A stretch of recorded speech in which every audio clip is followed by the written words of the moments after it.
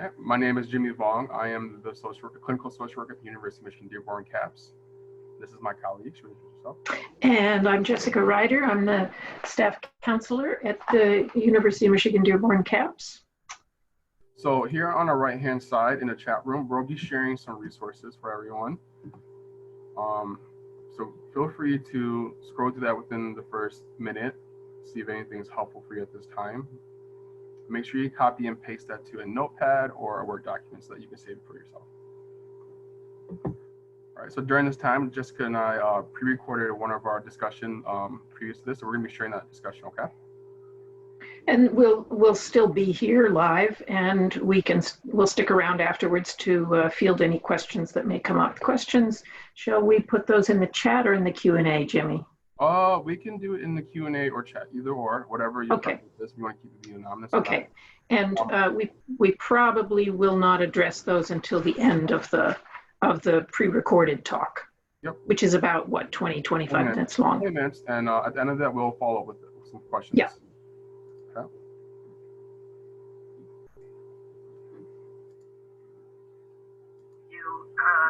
Especially those of you who may be feeling stuck or trapped in an unhealthy household situation.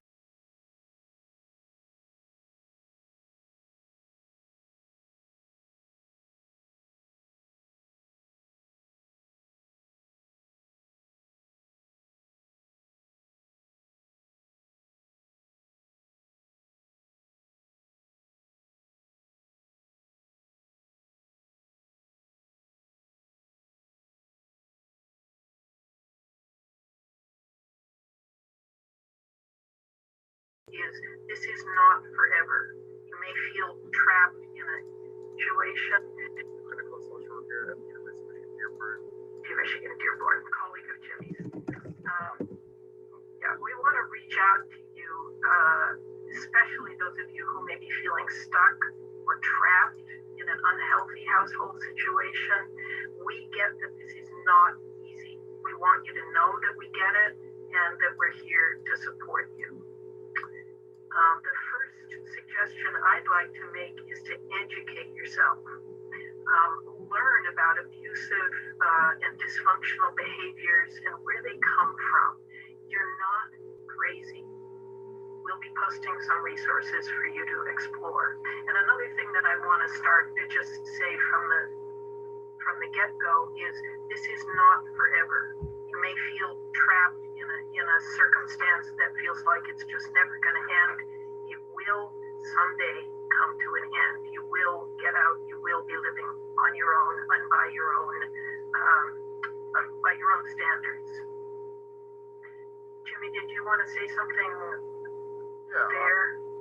I think that when we're talking about surviving at home in an unhealthy household, it's important to recognize when you're experiencing emotional abuse. Like, start recognizing the signs that I'm constantly talked down on. This is potentially physical. I constantly feel like I need to withdraw and hide myself in the room to avoid potential verbal or emotional abuse. Yeah, and I think it's really key. This is really key for all of us, but especially if you're in a situation like we're describing, is to tell someone, is to reach out to a friend or a trusted family member, someone from whom you do not feel judged, somebody outside your home system. And if you absolutely can't do that, and even if you can, I think we would both suggest that you write it, that you put it in a journal, share everything you're feeling and experiencing, express it. I know, Jimmy, you had some specific suggestions about that. Yeah, so I think when it comes to any format of sharing, it's nice to do safe, right? So it's definitely blog about something that you're on this way. You can go on any website and include the comment section so that people can reply back to it. So something like you just share. Also, when you reach out to your friends, there's multiple applications that you can utilize yourself. You can use the WeChat, which is cryptic. You can also have a separate the text boxes when you actually start talking. Same thing with Snapchat.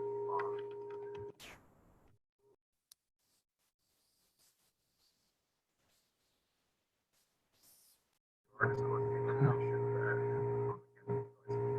back against it.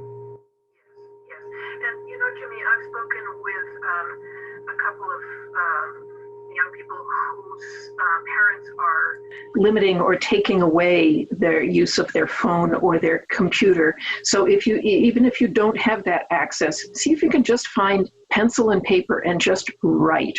True. You know, hide what you write or destroy it if you need to, but get it out.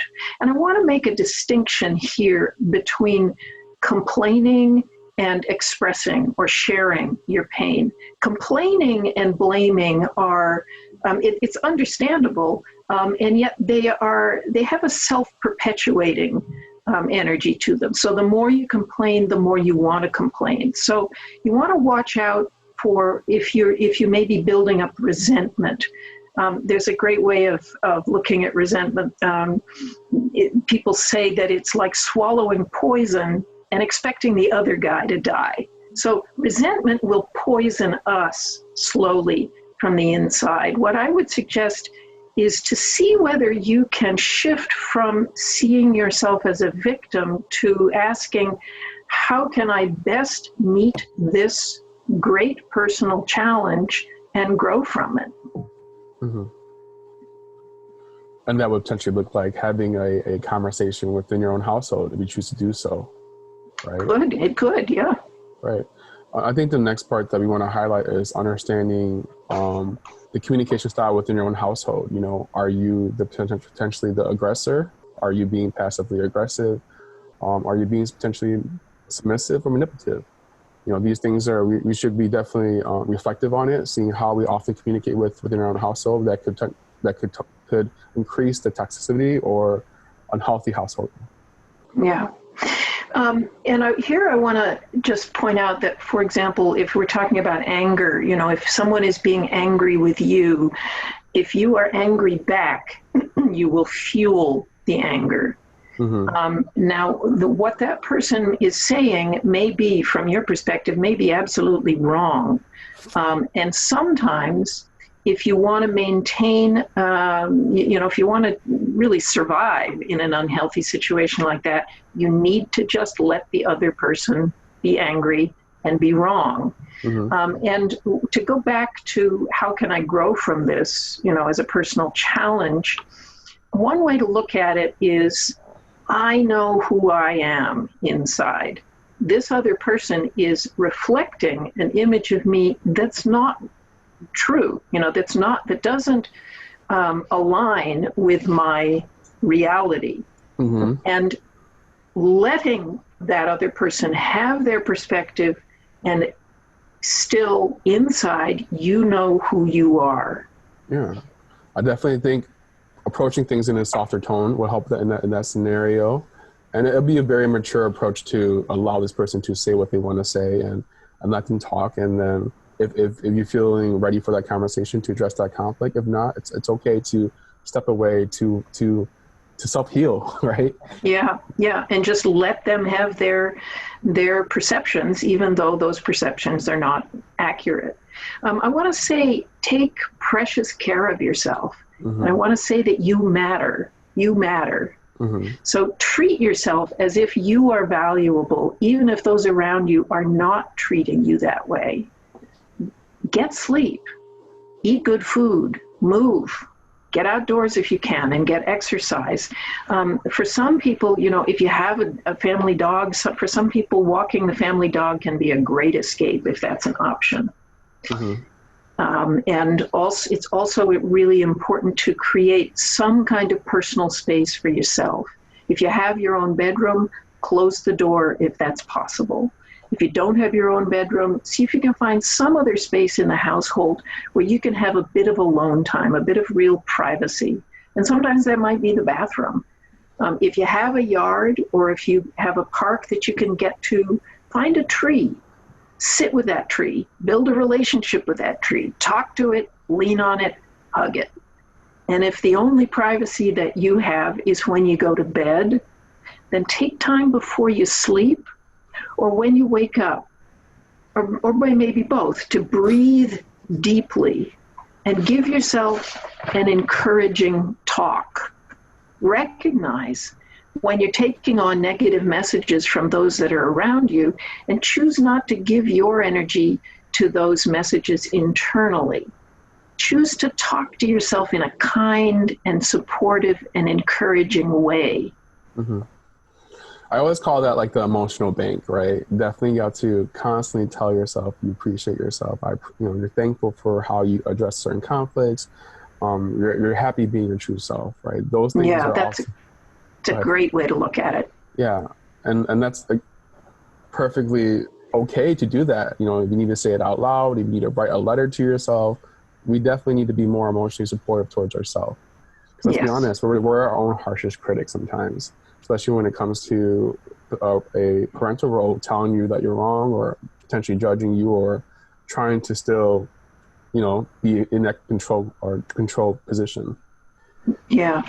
We're going to say a little more about resources available to you on our website, but if you want to go back and look at previous webinars, there's one about self-care that is specifically called being your own best friend.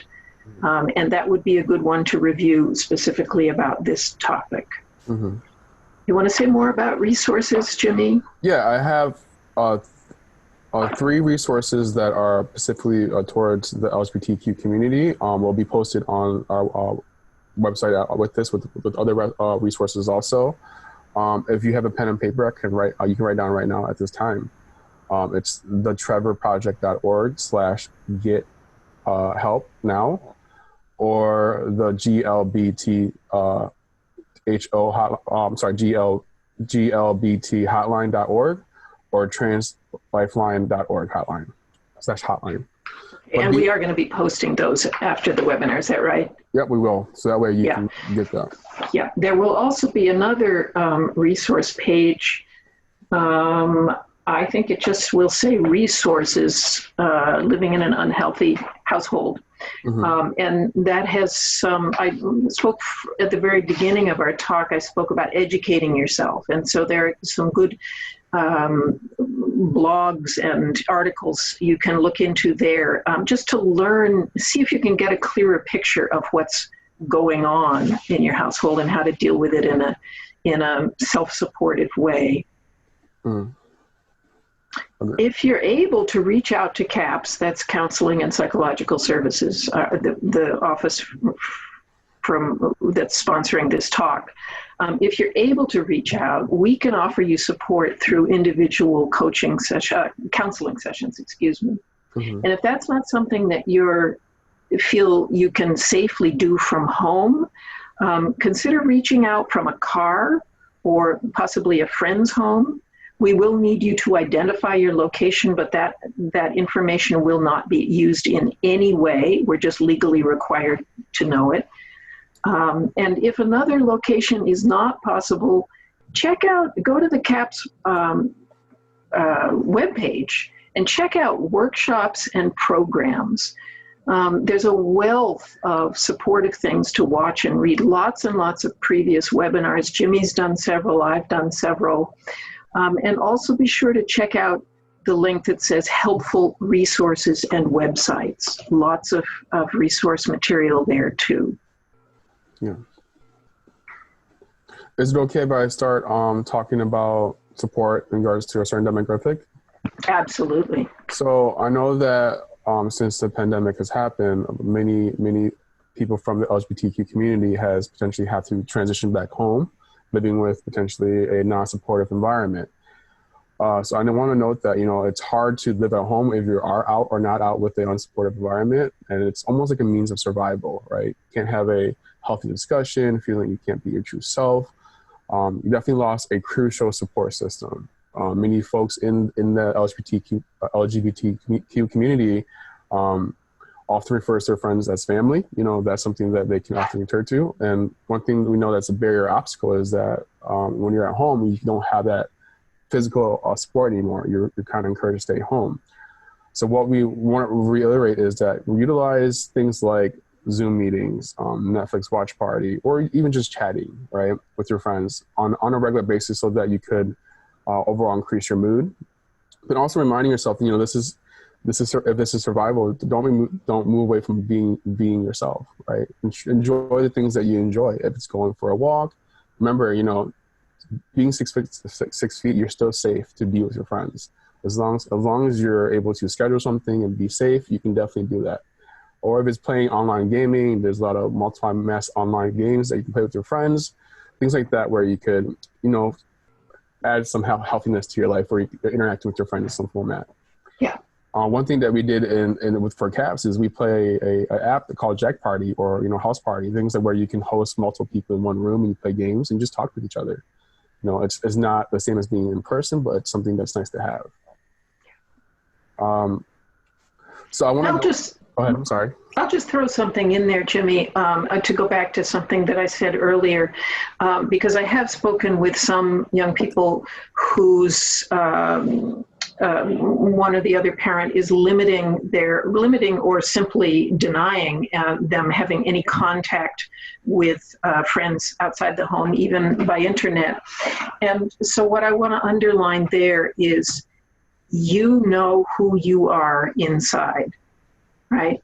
Yes. Even if you feel that you have to present a front of being different within the household for your to take care of your survival, and that's legitimate, you still know who you are inside. And there are things you can do to reinforce that, and we've talked about some of them here. But primarily, it's being kind to yourself and treating yourself internally as a person of value, even if you don't feel that you're getting that from the outside.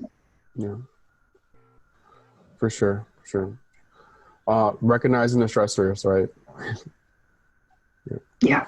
So I want to give out some stats that I was able to find from one of the hotlines. It says that there were 78% of people in that community hear negative things about their family, speaking on behalf of the LGBT community. So they hear it within their own household.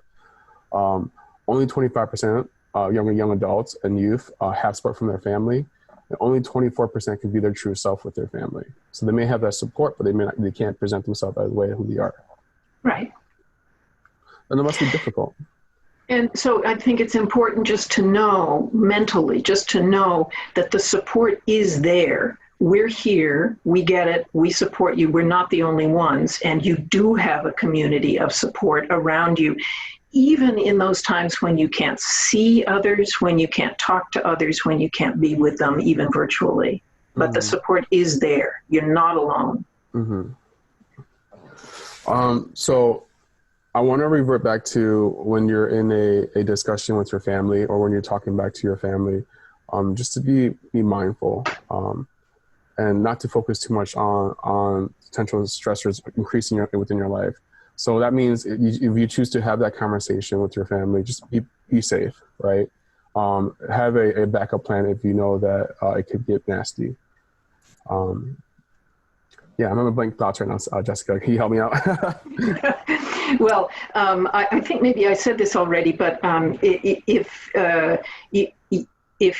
someone is coming toward you with anger, and you respond with anger, you just it's like putting fat on the fire. You just fuel their anger. Sometimes you need to just let them be angry, even as awful as that feels to have that coming at you. Sometimes you need to just let them have their anger and know that their perceptions are not true from your reality, right? And just let them have that perspective. And sometimes that's necessary from a survival perspective. I think, avoid being burnt out, right? Avoid having that constant thought within your own head that you constantly feel like I need to process over and over again. Sometimes it's nice to just walk away and avoid that harsh tone within your own self when you're trying to process these things. Yeah, and go to your journal or your chat room or whatever, and say all of the things that you would like to have said when somebody was dumping their anger on you. I mean, you don't need to keep it inside. You do need to take care of yourself if that happens. Yeah. So when we're reverting back to the unhealthy household, it's important to note that maybe this is the time to get to know your family a little bit better. Building a love map, being aware of who they are as people, having that conversation if you choose to do so, asking questions that are still general but safe for you to talk about, things that could be small talk, things that can be okay to build a healthy relationship, so that it doesn't feel like you have to hide yourself. It doesn't feel like you need to isolate yourself. Maybe this is an opportunity to resolve that issue that you have. Mm-hmm. Yeah. And going back to one of the first things I said about educating yourself, it's, when we have a better understanding of how somebody got to be the way they are, how somebody got to be angry, how somebody got to be dysfunctional or disconnected or whatever, it doesn't take away the anger or the difficulty of living there, but somehow it makes it more.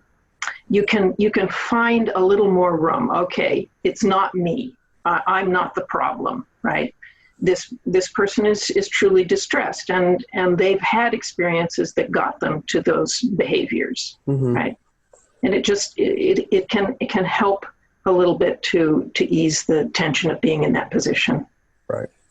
And sometimes it's nice to just explore that with that person. Ask, right? And just simply just encourage and strengthen your relationship if it feels like it's so toxic. Yeah. What was it like for you when you were growing up? Yeah, the perfect question to ask. Yeah. And maybe asking that, developing a more positive perspective from their point of view. Mm-hmm. Maybe, with genuine curiosity. 100%. Right. And accepting the influence of that person. Thank you for sharing that. Okay, Jimmy, so shall we conclude this part of the conversation? Yes. Okay. And We'll be there live. here we are. Here we are live.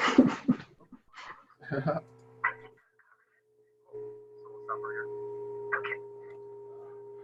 Cool. So Jessica and I just really want to reinforce being healthy with yourself and recognizing when your stressors are predominantly causing an issue for your relationship within yourself and relationship with other people. So it's really important to give yourself space, develop healthy boundary within your own household, and really it is the time to work on yourself, but also getting additional support from people that you know are helpful towards you. Yes. Those are things that we need to be reminded of. When we are having a hard time, it's easy to be withdrawn, it's easy to suppress that feeling, it's easy to hide away. This is the best time to develop a new relationship with yourself and with other people. Yeah, and to keep in mind that it may feel as though it's forever, but it's not forever. It will sooner or later, eventually, this situation will change, and you will have a chance to live life more on your own terms. At this time, do we have any questions in regards to any home environment, if you choose to disclose that or not? Maybe be general with this so we can help you with that. You can message us directly so that way you're not disclosing. Here's one that says, how do you make sure that resentment against a certain person doesn't build up over time and fuel more frustration? That's a great question. And I think that communication and expression are really key to that. You need to get it out. You need to talk to someone, talk to a friend, and you may be talking to someone ongoing. Counseling, if that's something that you can safely arrange, is a really great place to open up your feelings. A trusted friend or community member, somebody in your friend circle, or maybe a larger friend circle. And if those avenues of expression and communication aren't available to you, then at the very minimum, to be writing in a journal, just putting your thoughts and feelings out on paper. You might be really amazed to find out how much that helps when you do it as a regular practice. Any further thoughts on that, Jimmy?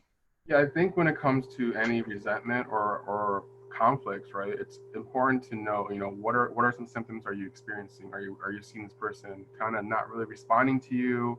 Are they very passive aggressive towards you, or how they're acting towards you? And when you're noticing these signs, it's perfectly okay to ask, is this something that I've done? Is it something that, is it something from the past? Is it currently something happening within our household? And kind of talk about it in a healthy manner.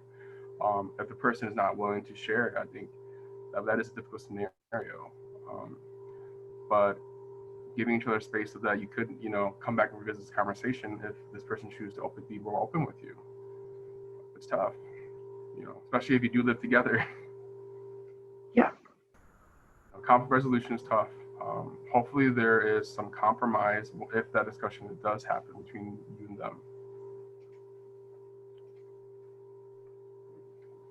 I hope that was helpful. I know it's kind of unorthodox, but I want to do a check-in. How's everyone doing? You guys can't hear me? Let me put in my headset. Well, I can hear you. It's just, The muffled? just not great. Yeah. I'm sorry. I'll put in my headphones.